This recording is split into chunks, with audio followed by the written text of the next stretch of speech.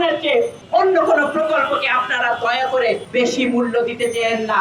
হাসপাতালে জায়গা পাচ্ছে না, শ্বাসকষ্ট হচ্ছে, আইসিইউ পাচ্ছে না, এই চরম একটা মানবতার পরিস্থিতির মধ্যে দিয়ে আমরা এই সময় পার করছি। অত্যন্ত দুঃখ ভারাক্রান্ত হৃদয় এবং যে ক্ষোভ নিয়ে আজকে আমরা এখানে দাঁড়িয়েছি, আমরা জানি বাংলাদেশের প্রতিটি সংবেদনশীল মানুষের ভেতরে এই ক্ষোভ কাজ করছে। প্রতিদিন শত শত শিশু মৃত্যুর খবর টেলিভিশনে দেখানো হচ্ছে, পরের দিন পত্রিকায় বের হচ্ছে, বাবা মায়ের সন্তানের পিতা মাতার আহাজারিতে সামাজিক যোগাযোগ মাধ্যম ভারাক্রান্ত হয়ে গিয়েছে। কিন্তু সরকারের কি অবস্থা সেটি দেখছি একটি ন্যূনতম অধিকার, যে অধিকারটি বাংলাদেশের শিশুরা গত কয়েক দশক ধরে বিনামূল্যে তার মৌলিক অধিকার হিসাবে পেয়ে আসছে, সেই ন্যূনতম অধিকার থেকে বঞ্চিত হয়ে টিকা সম্প্রসারিত টিকাদান কর্মসূচির আওতায় যে কর্মসূচি, সেই টিকা থেকে বঞ্চিত হয়ে আজকে সারা পৃথিবী যেখানে অনেক দূর এগিয়ে গিয়েছে, করোনার মতো রোগকে, কোভিডের মতো রোগকে মোকাবেলা করেছে, সেই সময় বাংলাদেশের হাজার হাজার শিশু হামে আক্রান্ত হচ্ছে। 4 শতাধিক শিশু সরকারি খবরে মারা গিয়েছে এবং দেখছেন হাসপাতালে জায়গা পাচ্ছে না, শ্বাসকষ্ট হচ্ছে, আইসিইউ পাচ্ছে না। এই চরম একটা মানবতার পরিস্থিতির মধ্যে দিয়ে আমরা এই সময় পার করছি।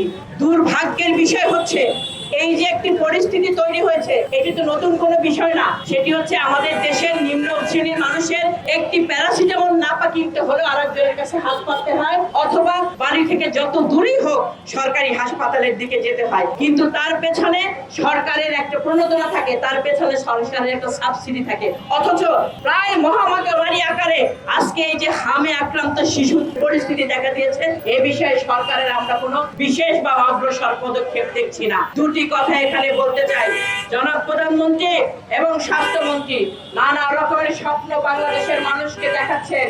এই যে শিশুর মৃত্যুর একটা মিছিল তৈরি হয়েছে, এই মিছিল থেকে এই শিশুদেরকে বাঁচান। মানুষের জীবনের চেয়ে অন্য কোনো প্রকল্পকে আপনারা দয়া করে বেশি মূল্য দিতে চেন না।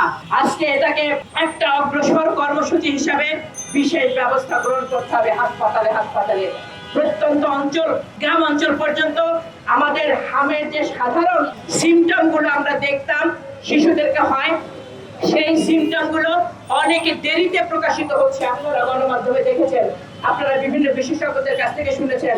জনগণের মধ্যে এই সচেতনতা, পরিকল্পনার মধ্যে এই তথ্য পৌঁছানোর ব্যবস্থা করতে হবে।